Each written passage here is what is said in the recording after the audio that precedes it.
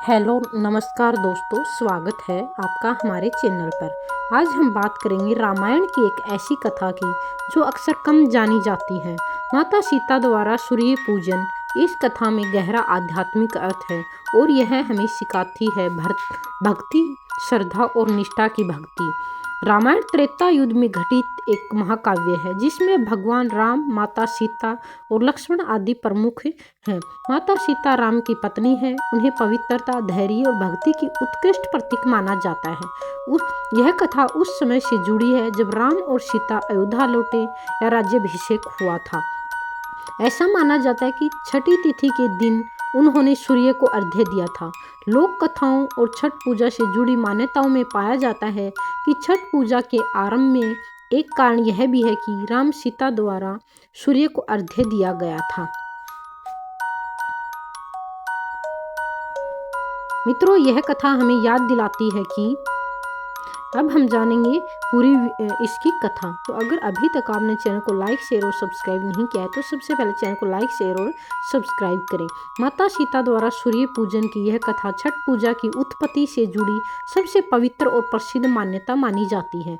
हम इस वीडियो में आपको पूरी कथा विस्तृत रूप से सुनाऊंगी, जिसे आप यह वीडियो कथा पाठ या धार्मिक कार्यक्रम में उपयोग कर सकते हैं। तो माता सीता द्वारा सूर्य पूजन संपूर्ण कथा रामायण काल की यह कथा है। त्रेता युग में जब भगवान श्री राम ने रावण का वध कर सीता जी को मुक्त कराया था, तब वे दोनों अयोध्या लौटे।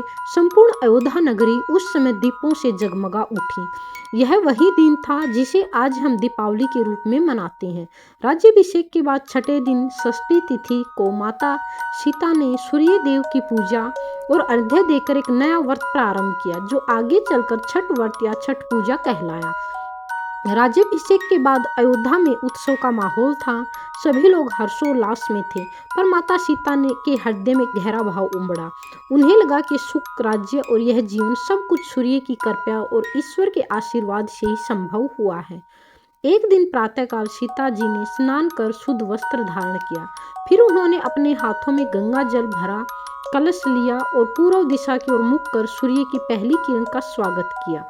मंदिर प्रांगण में खड़ी सीता जी ने दोनों हाथों से अर्घ्य दिया और गदगद स्वर में सूर्य देव से प्रार्थना की, हे आदित्य देव, आप ही जीवन और प्रकाश के दाता हैं। आपके बिना यह सृष्टि अधूरी है।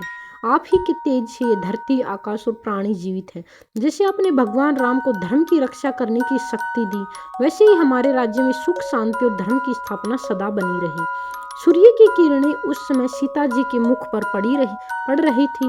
वह दृश्य अत्यंत दिव्य और अलौकिक था। माता सीता के इस पूजन के पीछे केवल भक्ति नहीं, बल्कि कृतज्ञता और संयम का संदेश छिपा था।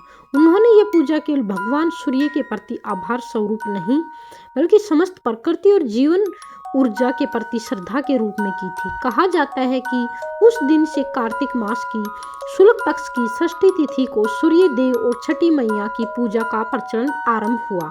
माता सीता द्वारा आरंभ में किए गई सूर्य व्रत को आगे चलकर अयोध्या की स्त्रियों ने अपनाया। धीरे धीरे यह व्रत लोक परंपरा बन गया। कहा जाता है कि उसी दिन से छठ पूजा का प्रचलन प्रारंभ हुआ, जहां भगत सूर्य को अर्घ्य देकर उनके प्रति आभार व्यक्त करते हैं। माता सीता की यह कथा हमें सिखाती है कि जीवन में सफलता और सुख मिलने के बाद हमें प्रकृति, ऊर्जा और परमात्मा के प्रति धन्यवाद देना नहीं भूलना चाहिए।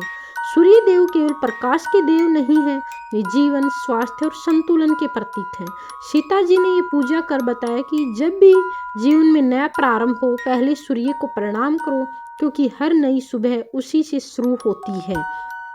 माता सीता द्वारा सूर्य पूजा की यह कथा केवल धार्मिक नहीं, बल्कि मानव जीवन के लिए प्रेरणादायक संदेश है कि जब हम आभार, संयम और श्रद्धा से जीवन जीते हैं, तो हमारे भीतर भी सूर्य की तरह प्रकाश फैलता है। इसलिए कहा जाता है, सूर्य उपासना का पहला दीप माता सीता ने जलाया और उसी से छठ पर्व का उजाला सदा के लिए फैल गया था। अगर आपको यह वीडियो अच्छी लगी है तो प्लीज़ वीडियो को लाइक, शेयर और चैनल को सब्सक्राइब करें, ताकि मेरी ऐसी ही वीडियोज़ आपके सामने आती रहें। इसके बाद हम और बहुत सारी कथाएं जानेंगे, पौराणिक कथाएं जानेंगे, जिससे हमें मित्रों, यह कथा हमें याद दिलाती है कि त्योहार केवल उत्सव नहीं, बल्कि श्रद्धा और आत्मा का उत्सव है। छठ पूजा जो आज हम करते हैं केवल परंपरा नहीं बल्कि एक गहरा भाव है। हमें सूर्य का आशीष, माता सीता की भक्ति और जीवन की पवित्र शुरुआत की याद दिलाती है। अगर आपको यह कथा पसंद आई हो तो कृपया लाइक करें, शेयर करें और हमारे चैनल को सब्सक्राइब करना न भूलें। अगली बार फिर मिलेंगे एक नई कथा के साथ। धन्यवाद।